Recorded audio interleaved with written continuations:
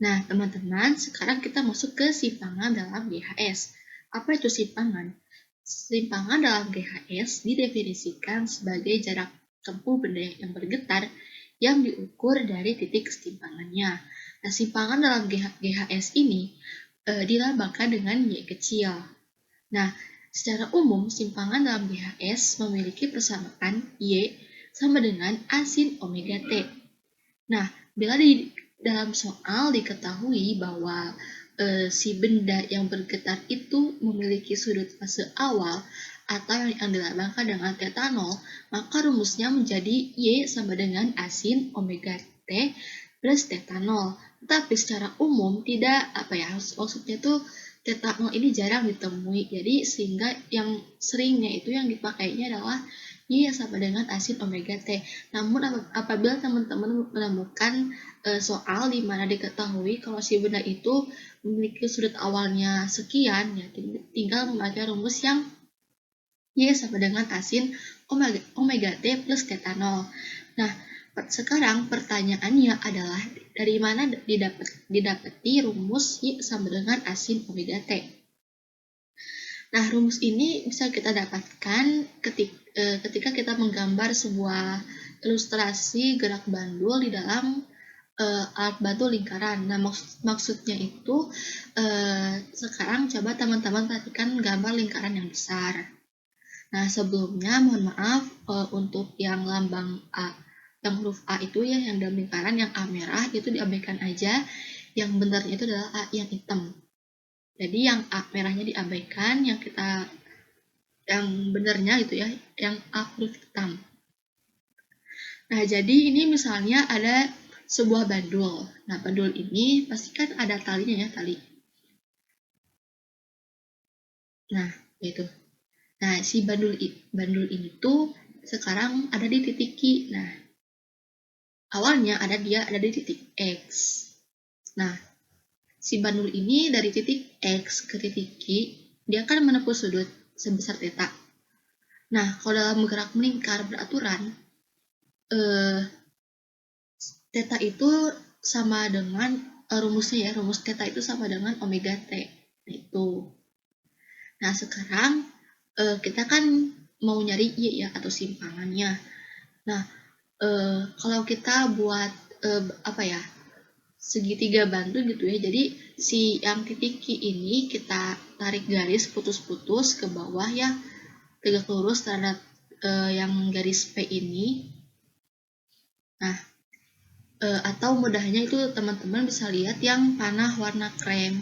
Nah, itu adalah si simpangannya, si Y-nya itu. Nah, berarti kalau kita nyari Y, sebelumnya ini yang jarak dari si titik Q ini ke si tengah lingkaran itu dilambangkan dengan amplitudo atau A. Nah, kalau dalam lingkaran kan biasanya R ya, atau jari-jari. Nah, tapi dalam gerakan harmonis sederhana, R atau jari-jari ini disebutnya adalah atau digantinya adalah sebagai amplitudo atau simpangan terjauh.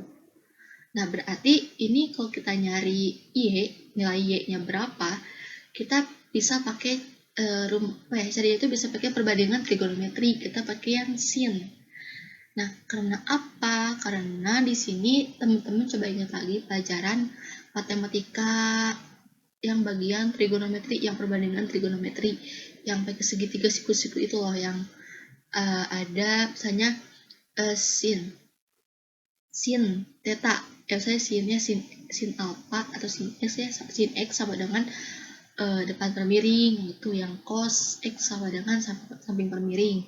Nah, ini kan kita tahu ya, di sini ada sudut theta, depannya kan y, miringnya itu a. Nah, kenapa nggak pakai cos? Nah, soalnya di sini sampingnya kita nggak dipakai gitu.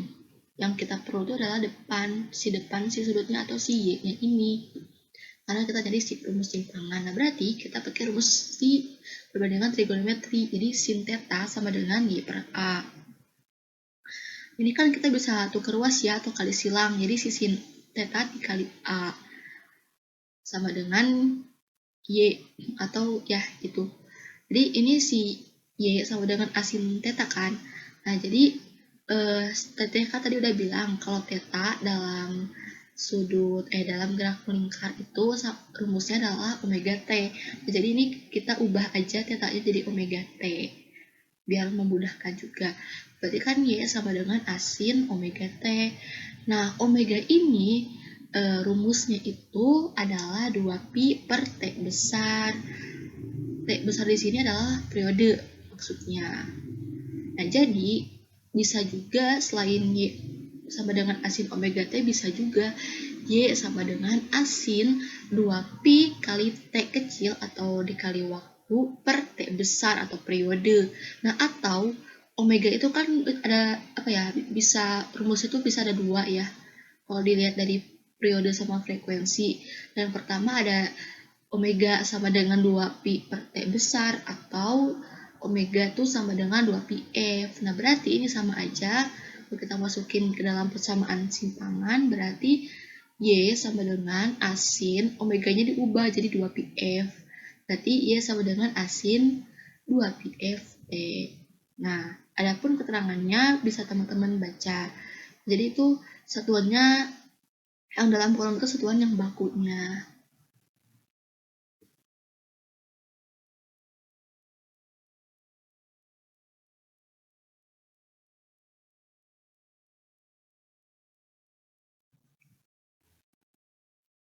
Nah, oke teman-teman, sekarang kita masuk ke kecepatan dalam GHS.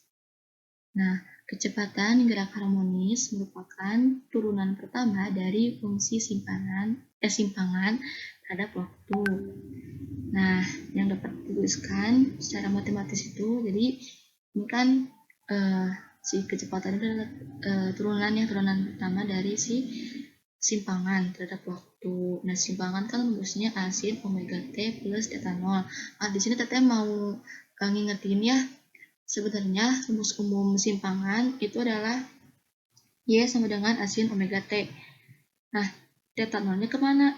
Nah, theta 0 ini dipakai ketika kalau ada sudut fase awalnya, gitu. Jadi ada sudut awalnya. Tapi secara umumnya sih nggak ada ya. Jadi kayak nggak diketahui sudut awalnya berapa ya. Jadi biasanya yang dipakai secara umum itu adalah Y sama dengan asin omega T. Jadi teman-teman boleh tulis Y sama dengan asin omega T aja. Jadi theta 0 itu jadi dianggapnya 0 gitu ya, nggak ada. Jadi ini kalau kita tulis dalam turunan, nah mungkin teman-teman ada yang udah belajar turunan di matematika. Jadi kalau nulis turunan itu adalah, jadi ada D-nya gitu ya, DY per DT. Jadi ini maksudnya adalah si simpangan ini atau Y ini diturunin terhadap waktu. Nah, atau V sama dengan D, Y-nya itu kan asin omega T ya. Kita di sini mau ngomongnya omega T aja ya, nggak pakai theta 0, karena secara umumnya sih begitu. Jadi V sama dengan, nah ini kalau kita udah rumus jadinya adalah omega A cos omega T. Nanti di slide selanjutnya Teteh mau jelasin mengapa bisa dapat segitu. Nah, terus ini kecepatan maksimum atau Vmax.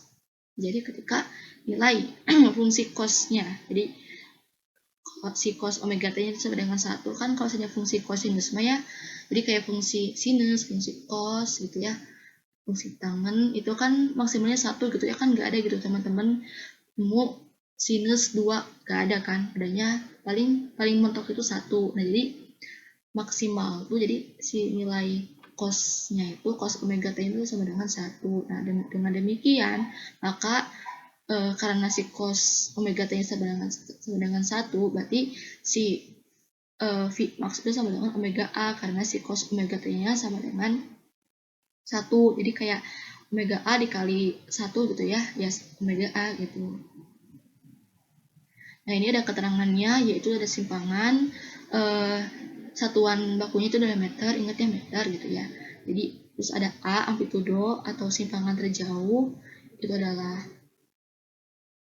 satuannya meter, omega atau kecepatan sudut, jadi itu radian per second, terus ada T atau waktu tempuh adalah second, ada theta sudut fase simpangan, ada V atau kecepatan yaitu per second.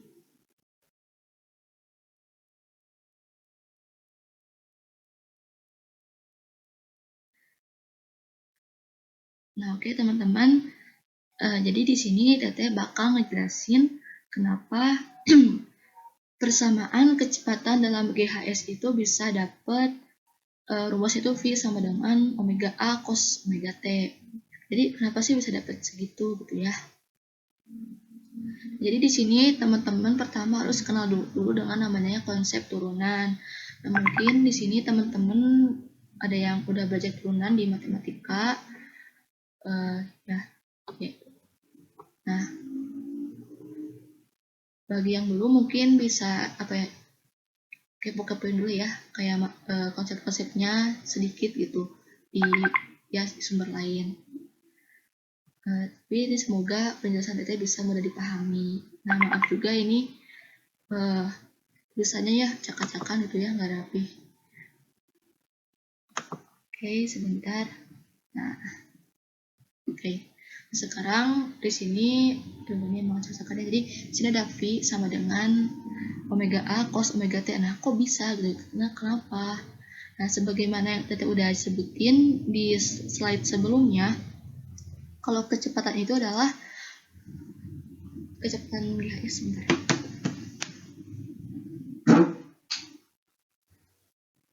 Nah, kecepatan GS ini kan itu ya turunan pertama simpangan, fungsi simpangan terhadap waktu. Nah, jadi si rumus simpangan itu atau yang Y sama dengan asin omega T itu kita turunin nih terhadap waktu. Nah, gimana caranya? Nah, ini teman-teman jelasin. Coba perhatiin yang yang tulisan kayak yang tinta warna ungu. Nah, karena sudah V sama dengan dy per dt. dy itu apa? T dy itu adalah diferensial atau turunan. Jadi ini nulis turunan itu kayak gini. Jadi ini tuh turunan fungsi dari si A sin omega T itu diturunin terhadap waktu. Ini kan T ya. Nih di sini di bawahnya D A sin omega T per dt itu. Nah, tapi sebelum Teteh lanjut memaparin ini gimana penjabarannya, nah tapi di sini Teteh mau jelasin dulu ya secara padat bentuk turunan yang sama kayak gini. Jadi kayak konsepnya gimana sih kalau ketemu turunan yang bentuknya kayak gini. Yang kayak asin omega T diturunin terhadap T, gimana nih dituruninnya. Di sini sekarang teman-teman perhatiin yang tinta warna pink. Di sini Teteh punya fungsinya itu asin theta T. Ini mirip kan kayak asin omega T. Ini mirip kan bentuknya. Jadi di sini Teteh tuh si mau asin theta T-nya diturunin terhadap waktu. Nah, gimana? Nah, ini di sini tuh ternyata dalam konsep turunan, kalau saya teman-teman ketemu bentuk yang kayak gini, tinggal bukan tinggal di si bentuknya itu bisa diubah kayak gini. Yang ini sekarang teman-teman perhatiin yang tinta warna biru tua. Nah, jadi ternyata kalau saya ketika ada fungsi A sin theta T diturunin terhadap T, bentuknya itu bisa diubah jadi A kali si fungsi sin theta-nya, si fungsi sin theta T-nya diturunkan terhadap T, atau ya ini ya A kali D sin theta T per dt. Nah, jadi ternyata si A itu nggak diapa-apain, atau kalau dalam yang di sini yang sekarang teman-teman perhatiin yang tinta ungu, ternyata si A atau yang ini yang A gede ya atau amplitude ini nggak diapa-apain gitu, jadi diemin aja gitu, diem baik gitu. Jadi ternyata itu A-nya pokoknya nggak diapa-apain. Nah, ternyata tinggal yang si D sin theta T per dt ini yang kita mainin. Nah, ternyata kalau misalnya D sin theta T per dt ternyata bisa diubah lagi bentuknya menjadi si D sin theta T per D. Jadi D sin theta T per D theta T atau si sin theta T ini diturunkan terhadap theta T dikali D theta T per dt. Itu agak belibet ya bahasanya ya gitu. Nah, kenapa? Jadi ketika ada suatu turunan fungsi dari FG, ini teman-teman perhatiin tinta hitam di samping tinta ungu ya, DFG, ini fungsi G gitu ya. Ini fungsinya itu adalah si sin-nya, si G-nya itu adalah si theta t-nya ini itu ternyata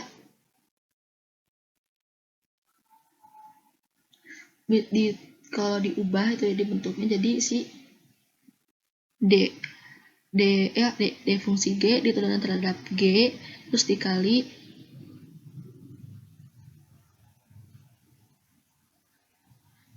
d theta t diturunkan terhadap t. Ini maaf gambarnya agak jelas ya, pokoknya gitu ya. Semoga dapat dipahami. Nah, jadi gitu. Berarti ini kalau kita dikembalikan lagi ke diulangi lagi. Jadi kan ini yang dA sin theta t diturunkan terhadap t itu bakal sama dengan a dikali d sin theta t, atau misalnya kita ubah itu deh, misalnya aja theta t-nya sebagai x. Jadi d sin x diturunkan terhadap x tuh ya, dikali si fungsi theta t diturunkan terhadap t. Nah, berarti ini bentuknya yang bakal ngebantu penjelasan mengapa bisa dapat rumus V itu gitu. Nah, berarti ini kita kembali ke yang rumus dA sin omega t diturunkan terhadap t. Atau turunan asin omega t yang diturunkan terhadap t gitu ya. Berarti kan ini A-nya kan didiemin aja ya, A-nya didiemin dikali.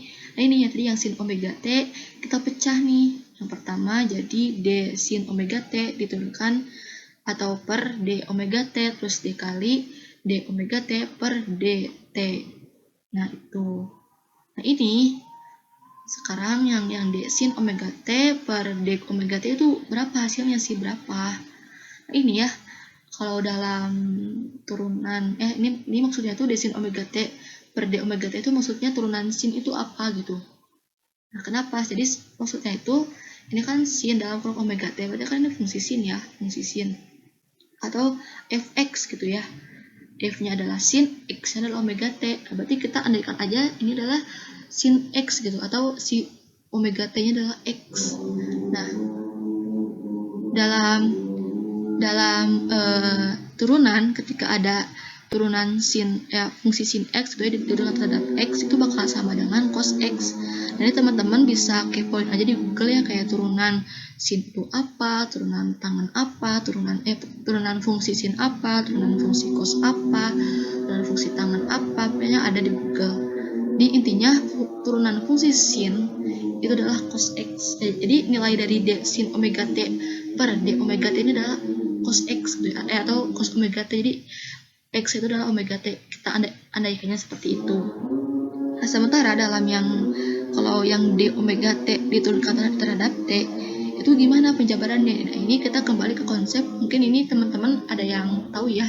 Jadi ketika ada sebuah bilangan, misalnya kita punya ini, teman-teman bisa perhatiin yang di atas, misalnya ada AX pangkat N misalnya, terus kita mau turunin. Nah, ini gimana caranya?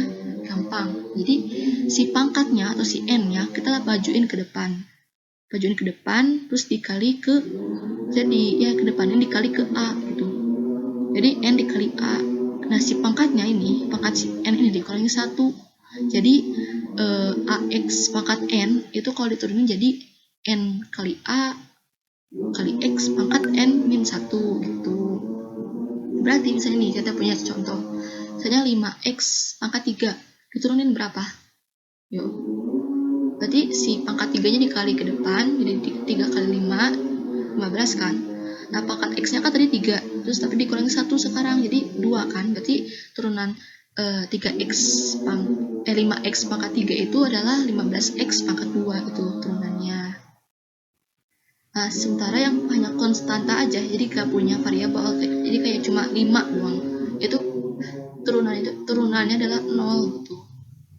Banyak kan ini diturunkan terhadap X, tapi dia gak punya X-nya, jadi 0 gitu. Misalnya gitu. Ya, apa itu? Berarti ini yang tadi yang omega t ini kan berarti omega t itu kayak pangkat 1 ya si t-nya. Nah berarti ini si pangkat satunya ya, ini satunya di depannya dikali omega kan, di omega. Nah, ini pangkat satunya, ini pangkat si t yang 1 ini dikurangi 1, 0 kan. Nah, bilangan berapapun yang punya pangkat 0 itu bakal sama dengan 1, berarti kan omega dikali 1, berarti omega doang. Nah, berarti hasil dari d omega t per dt itu sama dengan omega doang. Nah, jadi kalau kita selesai sama denganin lagi, berarti jadi si A dikali D sin omega T per D omega T dikali D omega T per dt itu bakal sama dengan A-nya gak diapa-apain, A dikali cos omega T dikali omega.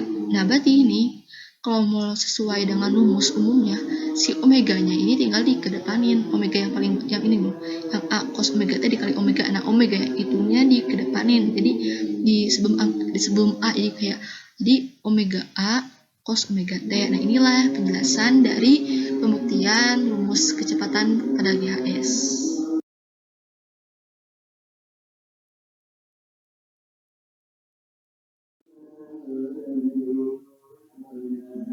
Nah, sekarang kita masuk ke percepatan dalam GHS. Nah, kalau percepatan itu adalah turunan lagi ya, turunan pertama dari fungsi kecepatan terhadap waktu. Lagi-lagi kita bicara tentang turunan. Nah, mungkin sebenarnya pas saat TT kelas 10 itu emang itu dari sekolahnya nggak ada materi turunan, tetapi harusnya ada gitu, karena bakal dipelajari di materi lain kayak di fisika, dan di kelas 11 juga di limit itu ada yang pakai turunan gitu. Jadi kayak ternyata emang jadi ini mumpung masih ada waktu, teman-teman boleh belajar tentang turunan karena bakal kepake ke depannya, terutama di materi mungkinnya di materi kelas 11 MTK. Nah, jadi ini kalau percepatan dalam GHS ini adalah turunan pertama dari fungsi kecepatan terhadap waktu. Kan kalau kecepatan mah turunan dari simpangan terhadap waktu. Nah, kalau percepatan turunan dari kalau percepatan turunan dari si kecepatan terhadap waktu. Nah, ini di sini teteh mau teteh mau jelasin yang ada di tercantum di sini. Jadi secara matematis kayak gini ya, di jabarnya jadi ini A itu percepatan, di dV per dt atau turunan dari fungsi kecepatan terhadap waktu. Jadi kan V-nya itu adalah omega A cos omega T. Nah, sekali lagi theta nolnya di sini teteh anggap nggak ada. Kenapa? Karena secara umum theta nol ini nggak diajakin gitu. Jadi ya nggak diajakin gitu ya. Nah, kapan diajakinnya? Diajakinnya ketika ada sudut fase awal, ketika sudut awalnya diketahui. Nah, tetapi biasanya sudut awal itu nggak dicantumin, jadi langsung aja nih omega A cos omega T udah, jadi nggak pakai theta nol gitu. Tapi di sini teteh mau pakai di sini pakai jangan ya, karena sebelumnya nggak pakai, sekarang pakai aja deh. Jadi A sama dengan, pokoknya ini kalau udah diturunin nih, jadi min omega kuadrat A sin omega T plus theta nol. Atau kalau secara umumnya A sama dengan min omega kuadrat A sin omega T. Nah, ini nih A sin omega T itu kan sama dengan kayak Y, rumus simpangan ya. Berarti ini A sin omega T nya udah jadi Y aja gitu, diambangin Y. Jadi sama dengan min omega kuadrat Y. Nah, seperti kecepatan yang ada kecepatan maksimum, percepatan juga ada percepatan maksimumnya dong, yaitu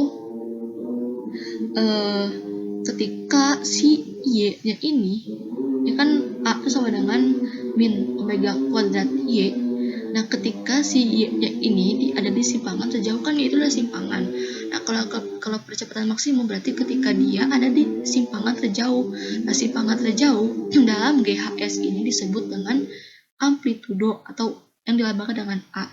Nah, berarti ini ketika si Y itu sama dengan A gitu, maka percepatan maksimum itu dirumuskan dengan A max sama dengan min omega kuadrat A.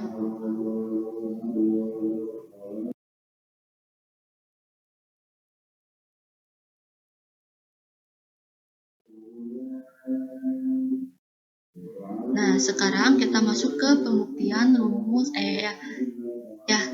pembahasan ini rumus percepatan yang min omega kuadrat A sin omega T dapat dari mana? Sebelumnya bagi teman-teman yang menanyakan tadi kan sebelumnya ada juga rumus yang A sama dengan min omega kuadrat A sin omega T plus theta 0. Ini theta 0-nya kemanain? Nah, ini sebenarnya dalam rumus biasanya ya yang umum gitu ya, si theta 0 ini nggak dimasukin. Nah, tapi kalau saya mau di pokoknya theta 0 itu nggak itu dipakai saat ada sudut awalnya doang gitu. Oke, jadi ini kita soalnya penjabaran. Tadi kan kita udah jelasin ya, percepatan itu adalah turunan pertama dari fungsi kecepatan terhadap waktu.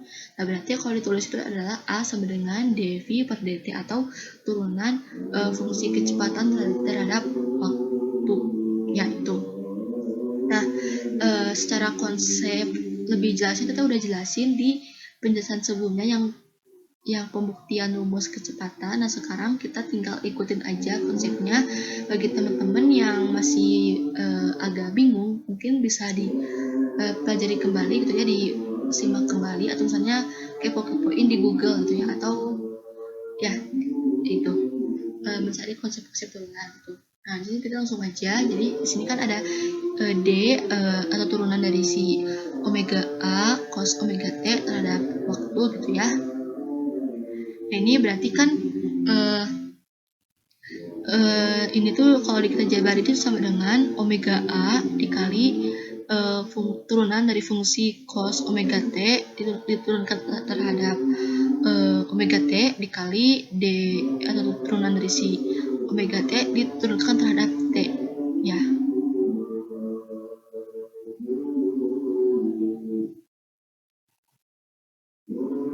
Maaf sekali lagi, jadi ini ada omega A dikali turunan ya dikali cos omega T diturunkan terhadap omega T terus dikali omega T diturunkan terhadap T itu ya. Gitu. Jadi di sini omega A-nya nggak diapa-apain, jadi diem aja gitu. Jadi kita di sini mainnya yang si cos omega T. Nah, kenapa? Nah, ketika ada bentuk D, misalnya DA, jadi turunan A, misalnya A sin AS, misalnya AS, jangan deh, misalnya ada AY nih, AY sin X diturunkan terhadap X misalnya. Itu berarti jadi si AY-nya dikali turunan si sin X terhadap X. Jadi si AY-nya mah jadi apa-apain gitu. Itu ya konsepnya. Jadi ini kita jabari ini udah tadi. Nah, berarti ini kan tadi ya yang omega A-nya diemin aja, tetap omega A dikali cos omega T diturunkan terhadap omega T. Nah, berapa? Nah, ini kita ingat lagi konsepnya ya. Jadi konsep turunan itu. Jadi ketika ada cos X diturunkan terhadap X, atau ini fungsi cos X. Jadi fungsi cos X itu yang kayak yang ini, yang kayak cos omega T, ada di cos dalam kurung apa gitu, itu fungsi nanti namanya. Nah, ini si X-nya kita andaikan aja sama kayak omega T. Jadi X ini sama dengan omega T misalnya ya. Ini emang sama aja kan ya. Intinya fungsi cos W. Nah, jadi ini artinya turunan fungsi cos ini berapa gitu. Nah, ini kalau teman-teman cari di Google ya, turunan fungsi cos X itu atau turunan fungsi cos itu bakal sama dengan min sin X gitu. Jadi kan tadi kalau turunan sin itu kan cos. Nah, kalau turunan cos itu adalah min sin gitu. Jadi hasil si D cos omega T per D omega T itu adalah min sin omega T itu. Terus berarti ini lanjut dikali D omega T diturunkan terhadap T. Ini sama kayak tadi. Maksudnya sama kayak konsep kayak gini nih. AX pangkat N diturunkan. Jadi N kali A X pangkat N kali 1. Misalnya nih, misal ada 10X. Itu kan berarti pangkat 1 ya. Si X itu punya pangkat itu 1. Nah, si pangkat yang dikedepanin dikali si 10 berarti 10. Nah, si bilangan yang si X-nya ya kan ada pangkatnya nih. Nah, si pangkatnya ini dikurangi 1. Jadi kan 1 kurangi 1, 0. Nah, berarti kan si X-nya tinggal pangkat 0 kan. Nah, bilangan apapun yang pangkatnya 0 adalah sama dengan 1. Nah, berarti 10 kali 1 kan, berarti 10. Nah, berarti ini kayak gini, omega T. Berarti kan ini si T-nya pangkatnya 1 kan. 1 dikali kedepanin. 1 dikedepanin terus dikali omega dikali T pangkat 1 min 1. Pangkatnya dikali 1, jadi 0. Jadi T pangkat 0 1 kan, berarti omega kali 1 omega. Jadi hasilnya itu, hasil dari si D omega T per D itu sama dengan omega. Nah, berarti itu sama dengan omega A dikali min sin omega T dikali omega. Nah, ini minnya itu dikedepanin aja teman-teman, bisa dikedepanin aja. Jadi yang si min sin omega T, minnya dikedepanin. Maksudnya di paling depan gitu. Jadi di sebelum angka sebelum omega, jadi min omega A. Jadi min omega A sin omega T kali omega. Nah, omega yang paling belakang kita kedepanin lagi aja, jadi dikaliin omega yang paling depan. Jadi omega paling belakang dikedepanin dikali omega yang paling depan ini, jadi min omega kali omega A sin omega T, jadi min omega kuadrat A sin omega T. Nah, inilah pembuktian rumusnya, sama kan. Nah teman-teman di sini ada yang enggak? Tadi kan rumusnya min omega kuadrat A sin omega T. Nah, ada yang bisa diubah, itu A sin omega T-nya. Nah, A sin omega T itu apa? A sin omega T itu adalah persamaan dari simpangan atau Y. Jadi min omega kuadrat itu bisa di min omega kuadrat A sin omega T itu bakal sama dengan min omega kuadrat Y. Jadi A sama dengan min omega kuadrat Y. Begitu.